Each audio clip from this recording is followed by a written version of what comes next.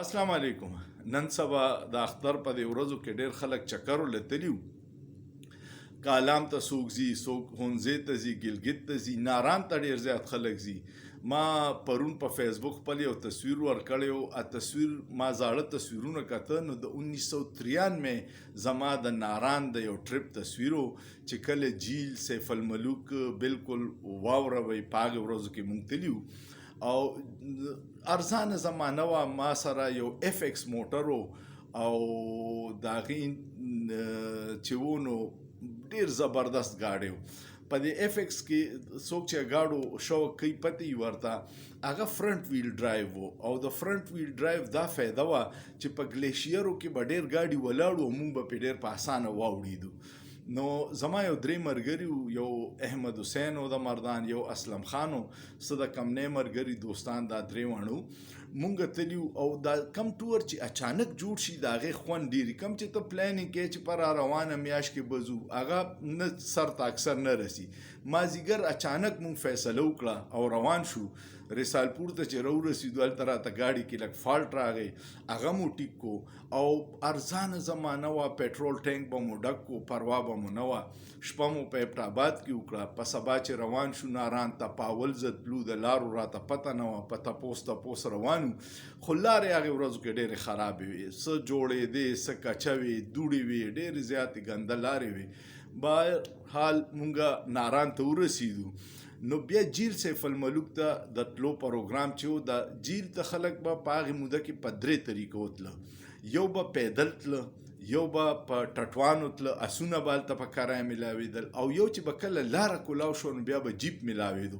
مونږ چې په کمې ورځو کې لاړو نو لارې نه وې کولاوې، او یا به په اس باندې تلې او یا به په دغه باندې پیدل به تلې. مونږ فیصله وکړه چې پیدل خیجو، اندازه وکړو چې د ځوانۍ زور و زمونږه او خوند یې راکوو. ټول ټورست نورو مو د لاهور نه یو د یونیورسټۍ ګاډی راغلی وای کې هلکان او جینکۍ وې، هغوی هم روان شو، مونږ هم روان شو. او هغې کې د مزې کار دا و، ساده زمانه وه چې ته به د ناران بازار نه ووتې نو په دې لار کې به دغلته بیا کسان ناست وو، چا به جوس او چپس میپس خرڅول، خو هغوی سره به کونټۍ په کرایه میلاوېدې. نو د کونټۍ به یې ستا نه 50 روپۍ سیکیورټي واخسته او 5 روپۍ د ورځې کرایه وه. په دې غر کې دا کاري چې ته خیجې نو ستړیوالي خو ډېري، خو په خطو کې سړی چې کمی هغې کې دا چلو شي چې دومره خطرناک نه چې کله ته راکوزېږي نو هغې کې د بیلنس خرابېدو خطرې سړی خویږي. نو هغې د وخت کې بیا کونټۍ ډېره ضروري ده. مونږ کونټۍ واخیستې په کرایه باندې او روان شو. تقریبا څه په یو 3 ګنټو کې ورسېدو. شارټکټ یې به مو پکې والې او سراسر هغه هلکان او جینکۍ مو نو په مستۍ کې روان وو، په ځان په ستړیوالي نه پوهېدو. جیل ته چې ورسېدو نو جیل بالکل تا به وې چې بس یو بلې دنیا ته رالمه. اوس خو یې جیل په شرمونو وشرمو. په هغې وخت کې په جیل کې هېڅ آبادي نه وه، بالکل خالی به پروت او د نیمې نه سیوا جیل بلکې 90% جیل باندې واوره پرته وه او لږ لږ ځای کې اوبه شوي وو. مونږ جیل کې لاړو، ډېر داسې و چې لکه هغه د پریانو کیسه چې کوي چې سیف الملوک شهزاده به دلته و، پریانو سره به میلاوېدو، هغسې ماحول و او ډېر زبردست ځای و. اوس جیل چې دی نو زه بیا چې تللی یم کلم جیل کې دومره بلډینګونه جوړ شو، دومره هوټلې، دومره کوکې چې ډېر زر به دومره ګند مونږ خلکو خو بیا شعور هم نشته. نو د جیل نه به ډېر زر بیا یو څښا ډنډه جوړه شي، ځکه چې هر قسمه ګند بلا په جیل اوبو کې خلک ورچي او د هوټل وا ګند چېرته ځي خو دغلته ضایع کوي.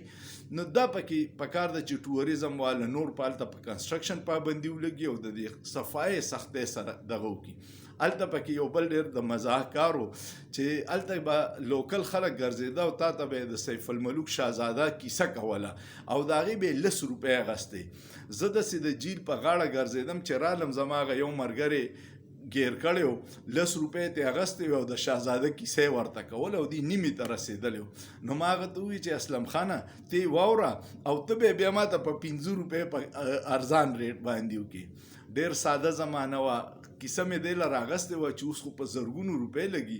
هغې ټول ټور باندې د پټرولو، د هوټل د خرچې، د روټیګانو، د جیل خطه راکوزېده، زموږ 1400 روپۍ خرچه راغلې وه. هېڅ هم نه وه. موږ حیران وو چې دومره ارزان وخت و او ما په هغې دغه باندې کمنټ تصویر ورکړی نو ډېرو خلکو خوښ کړی په فیسبوک باندې نو د زاړه یادونه راته رایاد شو ما وی چې تاسو سره شیر کم امید لرم تاسو په ویډیو خوښ شوي کمنټ پیو کې چې تاسو کله کله ناران ته تللی وی او تاسو څه تجربه وه لازمن یې ووایئ سوچ پیو کې په سوچ کې څه ګناه نشته